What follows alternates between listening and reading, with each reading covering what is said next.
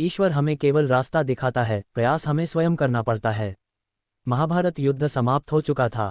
युद्ध भूमि में यत्र तत्र योद्धाओं के फटे वस्त्र, मुकुट, टूटे शस्त्र, टूटे रथों के चक्के, छज्जे आदि बिखरे हुए थे और वायुमंडल में पसरी हुई थी घोर उदासी।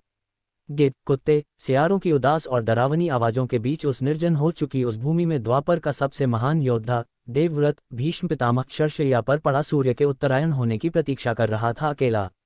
तभी उनके कानों में एक परिचित ध्वनि शहद घोलती हुई पहुंची, प्रणाम पितामह। भीष्म के सूख चुके अधरों पर एक मरी हुई मुस्कुराहट तैर उठी। बोले, आओ देवकीनंदन, स्वागत है तुम्हारा। मैं बहुत देर से तुम्हारा ही स्मरण कर रहा था। कृष्ण बोले, क्या कहूँ पितामह, अब तो ये भी नहीं पूछ सकता कि कैसे हैं आप। भीष्म चुप रहे, कुछ क्षण बाद बोले, पुत्र युधिष्ठिर का राज्याभिषेक करा चुके केशव। उनका ध्यान रखना, परिवार के बुजुर्गों से रिक्त हो चुके राजप्रासाद में उन्हें अब सबसे अधिक तुम्हारी ही आवश्यकता है। कृष्ण चुप रहे। भीष्म ने पुनः कहा, कुछ पूछूं केशव? बड़े अच्छे समय से आए हो। संभवतः धरा छोड़ने के पूर्व मेरे अनेक भ्रम समाप्त हो जाएं। कृष्ण बोले, कहिए न पितामह। एक बात बताओ प्रभु, तुम तो ईश्वर हो न?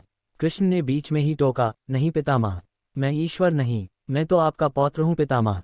ईश्वर नहीं? भीष्म उस घोर पीड़ा में भी ठठाके हंस पड़े। बोले, अपने जीवन का स्वयं कभी आकलन नहीं कर पाया कृष्ण, सो नहीं जानता कि अच्छा रहा या बुरा, पर अब तो इस धरा से जा रहा हूँ कन्हैया, अब तो ठगना छोड़ दे रे। उद्धरण चिन्ह। कृष्ण जाने क्यों भीष्म के पास सरक आए और उनका हाथ पकड़कर बोले, कहिए पितामह। भीष्म बोले, एक बात बताओ कन्हैया, इस युद्ध में जो हुआ वो ठीक था क्या? किसकी ओर से पितामह? पांडवों की ओर से। कौरवों के कृत्यों पर चर्चा का तो अब कोई अर्थ ही नहीं कन्हैया। पर क्या पांडवों की ओर से जो हुआ वो सही था? आचार्य द्रोण का वध, दुर्योधन की जंघा के नीचे प्रहार, दुशासन की छाती का चीरा जाना, जयद्रथ के साथ हुआ छल, निहत्थे कर्ण का वध, सब ठीक था क्या? ये सब उचित था क्या? इसका उत्तर मैं कैसे दे सकता हूँ पितामह? इसका उत्तर तो उन्हें देना चाहिए जिन्होंने ये किया। उत्तर दे दुर्योधन का वध करने वाले भीम, उत्तर दे कर्ण और जयद्रथ का वध करने वाले अर्जुन। मैं तो इस युद्ध में कहीं था ही नहीं पितामह। अभी भी छलना नहीं छोड़ोगे कृष्ण? अरे विश्व भले कहता रहे कि महाभारत को अर्जुन और भीम ने जीता है, पर मैं जानता हूँ कन्हैया कि यह तुम्हारी और केवल तुम्हारी विजय है। मैं तो उत्तर तुम ही से पूछूंगा कृष्ण। तो सुनिए पितामह, कुछ बुरा नहीं हुआ, कुछ अनैतिक नहीं हुआ, वही हुआ जो होना चाहिए। ये तुम कह रहे हो केशव? मर्यादा पुरुषोत्तम राम का अवतार कृष्ण कह रहा है। ये छल तो किसी युग में हमारे सनातन संस्कारों का अंग नहीं रहा, फिर यह उचित कैसे गया?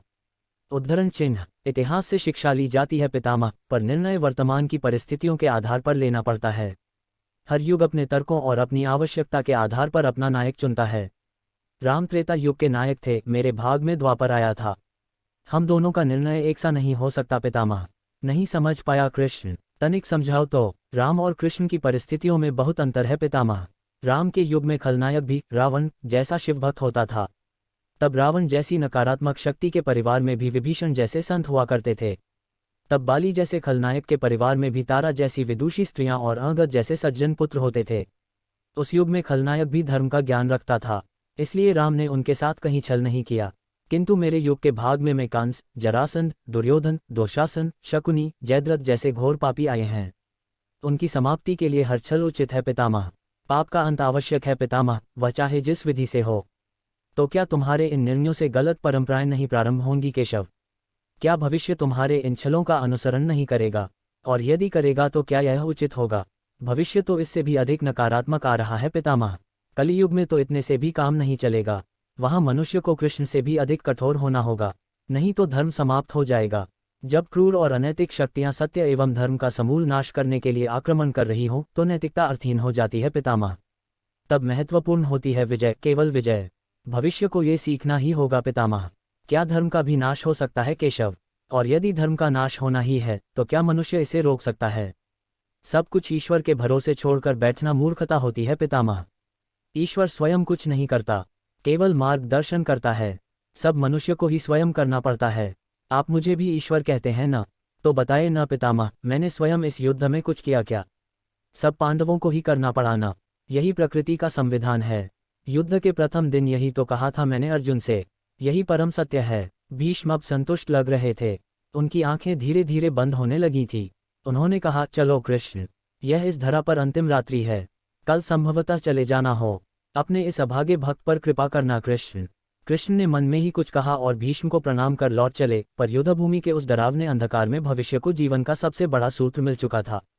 जब अनैतिक और क्रूर शक्तियां सत्य और धर्म का विनाश करने के लिए आक्रमण कर रही हों तो नैतिकता का पाठ आत्मघाती होता है। यदि आपको ये कहानी पसंद आई तो आप कृपया इस कहानी को लाइक करें, दोस्तों को शेयर करें और सब्सक्राइब करें ताकि नित्य ऐसी कहानी आपको नियमित मिलती रहे। धन्यवाद।